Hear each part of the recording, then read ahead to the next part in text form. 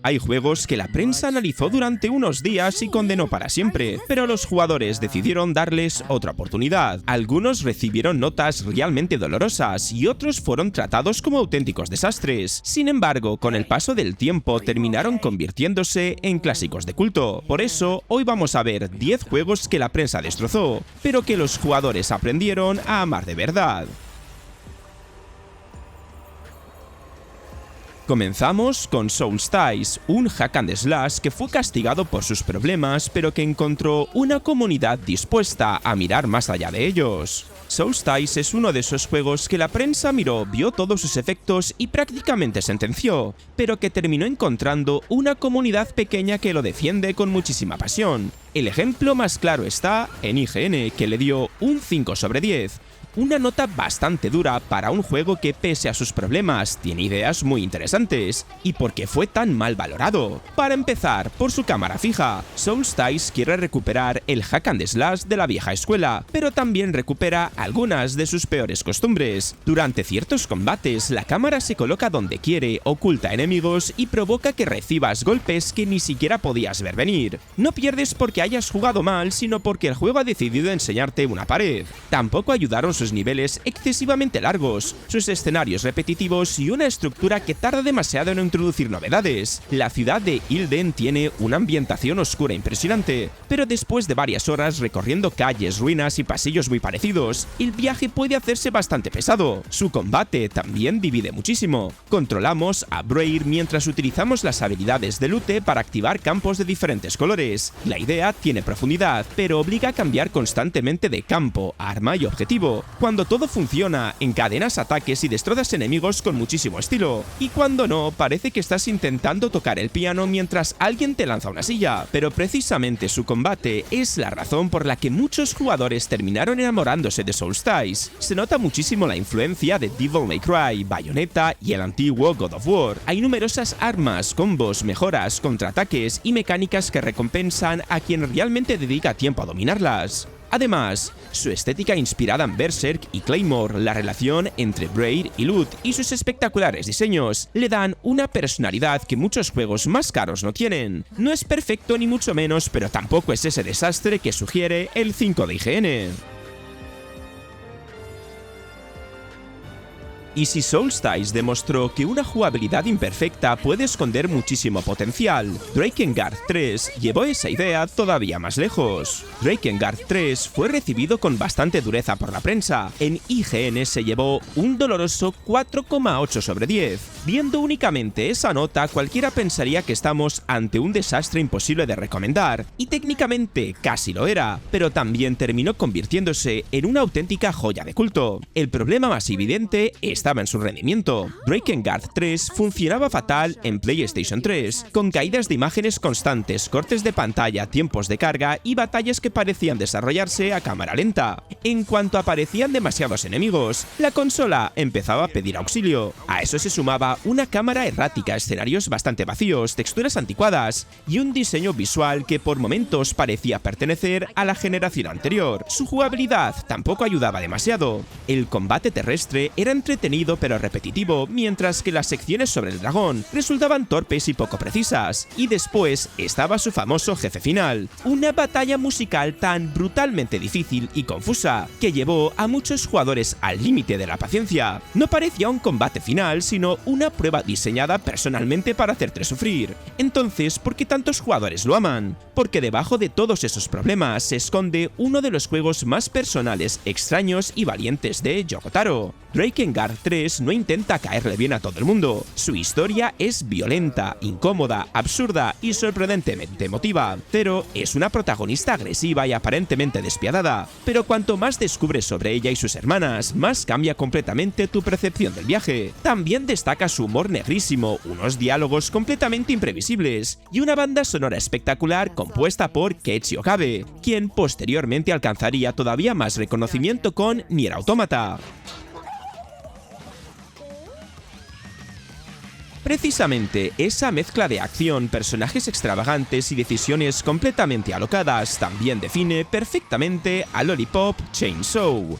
En IGN le pusieron un 5 sobre 10, una nota bastante dura para un título que con el paso del tiempo terminó convirtiéndose en una pequeña joya de culto. No era perfecto desde luego, pero tampoco era tan malo como aquella puntuación hacía pensar. La crítica de IGN reconoció que su aspecto y su ambientación tenían personalidad, pero definió su jugabilidad como lenta, monótona y muy poco satisfactoria, y se puede entender de dónde venían esas quejas. Al principio, Juliet dispone de pocos movimientos, los golpes no transmiten toda la fuerza que deberían, y eliminar zombies puede sentirse algo repetitivo. Hasta que desbloqueas nuevos combos, el combate tarda demasiado en arrancar. Además, su humor exagerado, provocador y completamente absurdo no funcionaba con todo el mundo. Lollipop Chainsaw no conoce el significado de la palabra disección. Hay zombies rockeros, sangres de colores, animadoras, arcoiris y una cabeza parlante colgada de la cintura de la protagonista. O entras en su locura o sales corriendo. Sin embargo, eso que aún unos análisis consideraron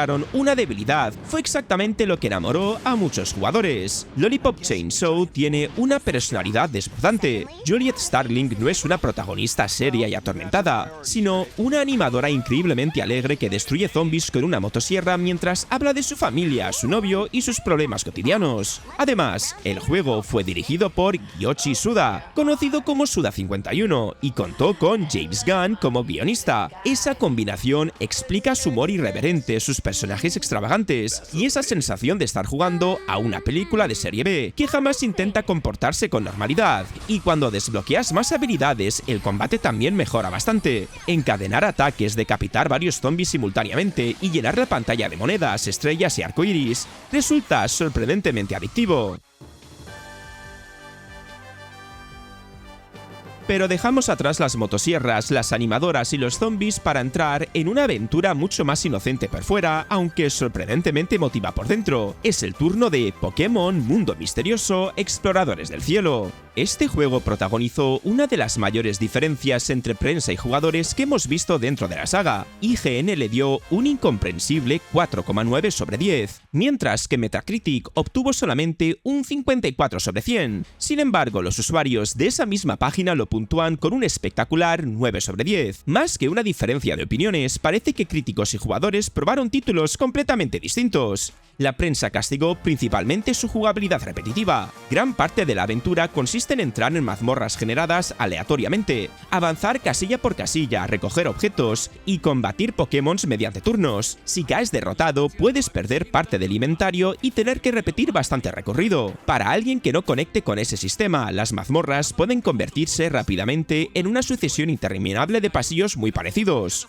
También fue criticado porque reutilizaba buena parte de Exploradores del Tiempo y Exploradores de la Oscuridad. Algunos análisis lo trataron casi como una edición ampliada vendida otra vez, señalando sus gráficos poco renovados, la lentitud de sus primeras horas y la ausencia de grandes cambios jugables. El problema es que valorar Exploradores del Cielo únicamente por sus mazmorras significa ignorar aquello que lo convirtió en un juego inolvidable, su historia. Lo que comienza como una aventura simpática, donde un humano despierta misteriosamente convertido en Pokémon, termina transformándose en un relato sorprendentemente profundo sobre la amistad, el sacrificio, la pérdida y el miedo a desaparecer. La relación con nuestro compañero está construida con muchísimo cariño. No es simplemente otro personaje que nos sigue, sino alguien que crece, supera sus inseguridades y acaba formando un vínculo emocional enorme con el protagonista.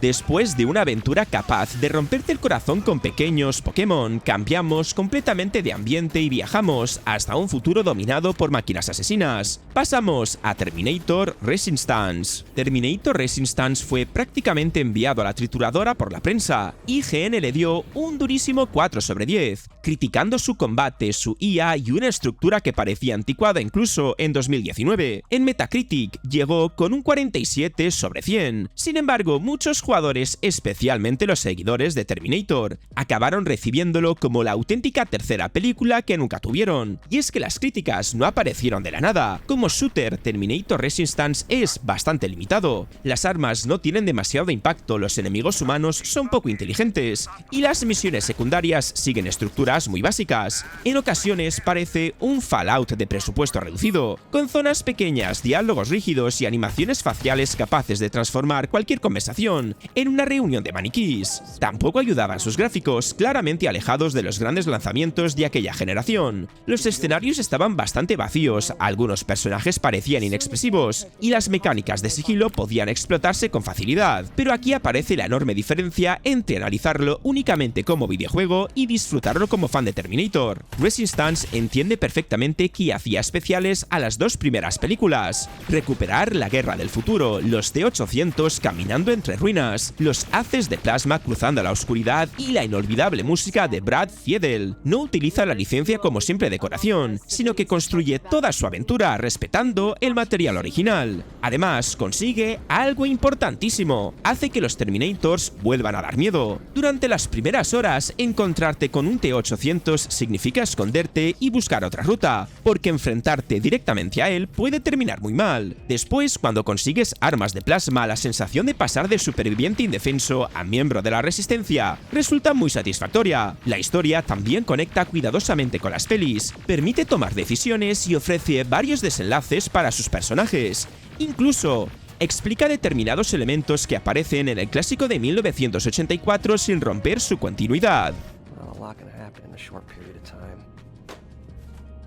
Y ya que estamos hablando de adaptaciones que fueron mucho más queridos por los jugadores que por los análisis, tenemos que continuar con Wanted: Weapons of Fate, otro título basado en una película. En Metacritic obtuvo un 61 sobre 100 dependiendo de la plataforma. No fue una destrucción absoluta, pero sí una valoración bastante mediocre. Curiosamente, con los años, algunos jugadores han comenzado a recordarlo con mucho más cariño. Su principal problema fue su duración. La campaña podía terminarse en unas 4 a 5 horas, no tenía multijugador y ofrecía muy pocos motivos para regresar después de completarla. Esto dolía especialmente porque salió prácticamente a precio completo. Era como pagar por una película de acción muy divertida para descubrir que alguien había eliminado la mitad de las escenas. También resultaba bastante repetitivo. La mayoría de sus niveles consistían en avanzar por escenarios lineales, cubrirse detrás de algún objeto y eliminar grupos de enemigos que aparecían siguiendo patrones muy similares. Habían pocas armas, escasa variedad de rivales y una IA que tampoco estaba preparada para ganar ningún premio. Sin embargo, tenía un as escondido: la capacidad de curvar las balas.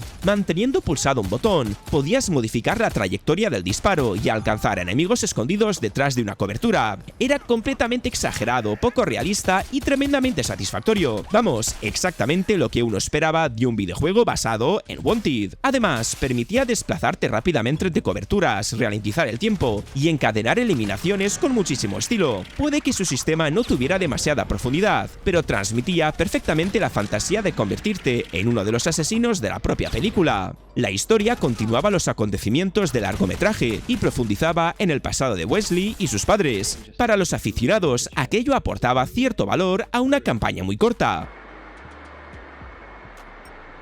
Ahora abandonamos los tiroteos espectaculares para encerrarnos en uno de los apartamentos más inquietantes de la historia de los videojuegos. Llegamos a Silent Hill 4: The Room. Silent Hill 4: The Room recibió un 6,9 sobre 10 en IGN. El problema no era que Silent Hill 4 careciera de buenas ideas, sino que muchas de ellas venían acompañadas por decisiones bastante frustrantes. Para empezar, el juego abandonó parcialmente las calles cubiertas de niebla para encerrar al protagonista Henry Townshend dentro del apartamento 302. La puerta estaba bloqueada con cadenas, las ventanas no podían abrirse y la única salida era un misterioso agujero apareciendo en el baño. Como idea de terror, era fantástica, como vivienda probablemente no recuperaría la fianza. Las críticas comenzaron con su jugabilidad. El inventario era muy limitado y el apartamento funcionaba como único lugar para guardar objetos y salvar la partida. Esto obligaba a regresar constantemente. Además, durante la segunda mitad debíamos repetir varias zonas ya visitadas mientras protegíamos a Eileen, cuya IA podía convertirse cualquier paseo en una misión de rescate desesperante. El combate tampoco era especialmente preciso. Los fantasmas no podían eliminarse definitivamente sin determinados objetos. La cámara complicaba algunos enfrentamientos y Henry se movía con la agilidad de alguien que acababa de levantarse de una siesta muy larga. En PC, además, IGN señaló problemas gráficos, fallos técnicos y una sensibilidad del ratón extremadamente baja.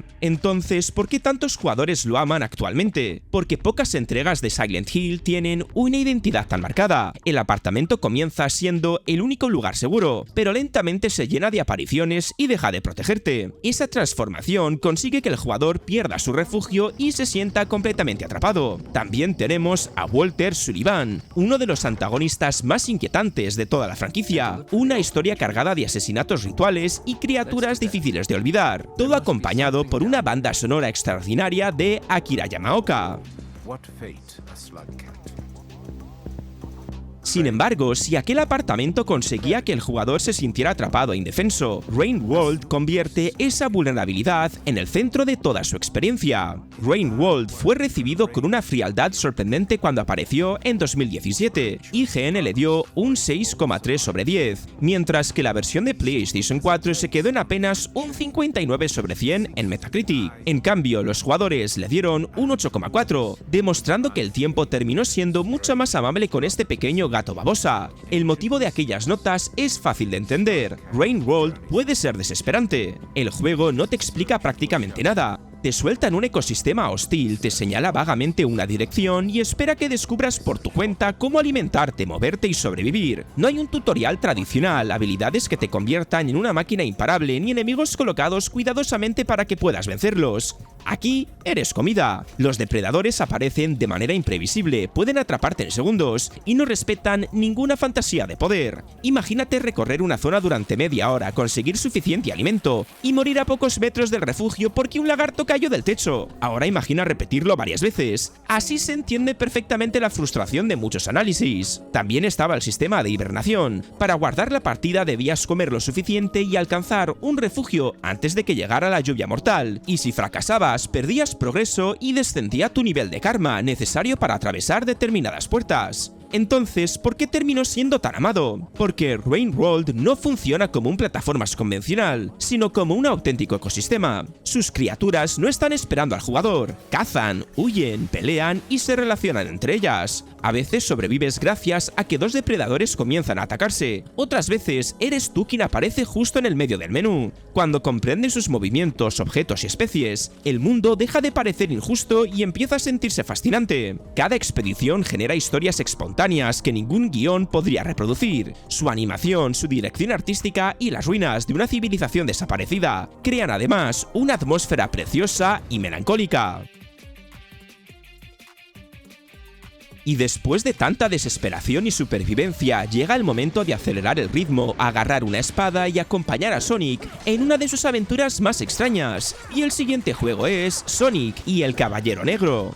Sonic y el Caballero Negro recibió uno de los golpes más duros de toda la trayectoria del erizo. IGN le dio un demoledor 3,9 sobre 10, mientras que en Metacritic alcanzó solamente un 54 sobre 100. Los jugadores, sin embargo, lo puntúan con un 7,4, y actualmente muchos lo recuerdan como una aventura imperfecta pero llena de personalidad. La mayor parte de las críticas se concentró en sus controles. Para atacar con la espada había que agitar el mando de Wii, pero el juego no siempre respondía inmediatamente. Tú movías el brazo, Sonic continuaba corriendo y un instante después soltaba el espadazo cuando ya se había comido al enemigo. Aquello convertía algunas fases en una pelea entre el jugador, los rivales y el propio mando. Tampoco ayudaba que su diseño fuera bastante automático. Sonic avanzaba casi siempre por caminos muy delimitados, mientras nosotros saltábamos, bloqueábamos o atacábamos. La espada, que debería haber sido su gran novedad, frenaba constantemente la velocidad característica del propio personaje. Muchas misiones también reciclaban escenarios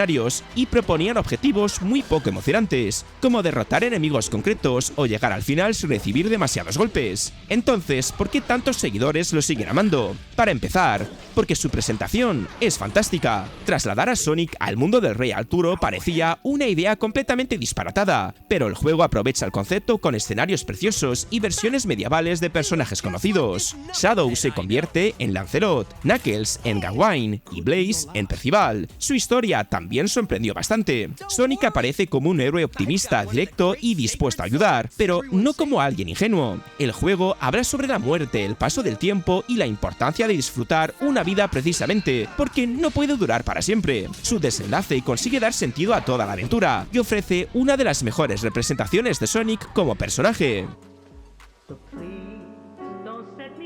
Y para cerrar con este vídeo, dejamos atrás al colorido mundo de Sonic y entramos en un cuento infantil retorcido, incómodo y profundamente triste. Terminamos con Rule of Rose. En Metacritic consiguió un 59 sobre 100, mientras que los usuarios le otorgaron un impresionante 8,6. Esa enorme diferencia resume perfectamente este juego. Puede ser desesperante a los mandos, pero también resulta muy difícil de olvidarlo después de terminarlo. La prensa tenía motivos bastante claros para castigarlo.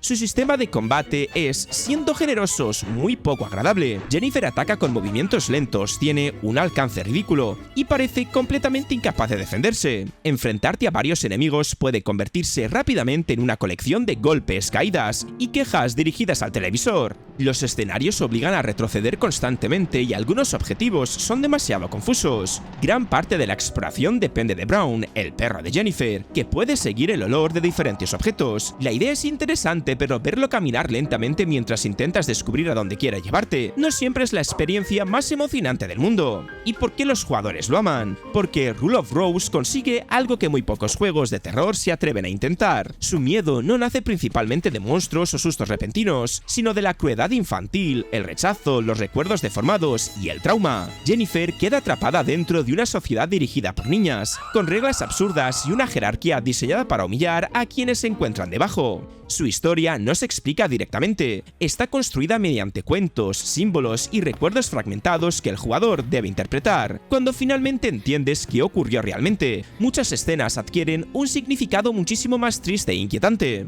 También cuenta con una dirección artística preciosa y enfermiza al mismo tiempo. Sus cinemáticas parecen cuentos infantiles corrompidos, mientras que la música orquestral de Yutaka Minobe aporta elegancia, melancolía y una sensación constante de tragedia. Y al final, estos han sido 10 juegos que la prensa castigó con notas muy duras, pero que los jugadores se negaron a abandonar. Algunos tenían problemas evidentes, otros simplemente fueron incomprendidos, pero todos consiguieron algo mucho más importante que una buena puntuación: permanecer en la memoria de quienes sí lo jugaron. Y ahora quiero saber tu opinión. ¿Qué juego de este vídeo fue más tratado injustamente? ¿Y qué otro título destrozado de la prensa añadirías tú? Te leo en comentarios. Y si te ha gustado el vídeo, ya lo sabes, dale al like, al hype si lo estabas viendo desde el móvil, y suscríbete si todavía no lo estabas. Dicho esto, nos vemos en el próximo vídeo.